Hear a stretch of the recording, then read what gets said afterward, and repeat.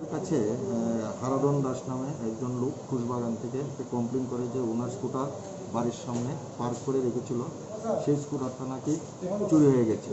তো সেই কমপ্লেনটা আমরা হাতে নিয়ে ইনভেস্টিগেশন স্টার্ট করি এবং ইনভেস্টিগেশনে সিসিটিভি ফুটেজ কালেক্ট করে এবং অন্যান্য এভিডেন্সের মাধ্যমে আমরা সন্দেহজনকভাবে একজনকে ধরি এবং ওকে জিজ্ঞাসাবাদের পর সেই চুরি যাওয়া স্কুটারটি উদ্ধার হয় সুভাষনগর একজন লোকের থেকে।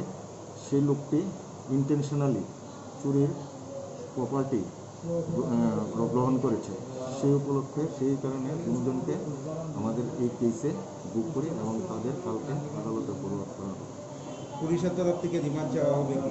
অবশ্যই পুলিশের তরফ থেকে রিমান্ড চাওয়া হবে।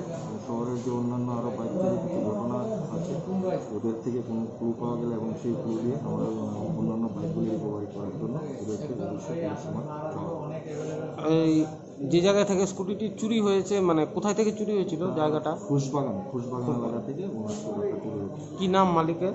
মালিকের নাম হারাধন দাস। দুজন কজন চোর ছিল? ওরা দুজন, একজন তো চুরির স্কুটারটা উনি ওনার রেখেছিল, আর ওর সাথে যে চুরি করেছিল ওকে ধরা হয়েছে। ওর সাথে আরও অ্যাসোসিয়েট আছে কিনা সেটা আমরা ইন্টারোগেশনের মাধ্যমে যারা জড়িত আছে তাদেরকে অ্যারেস্ট করি। ধন্যবাদ।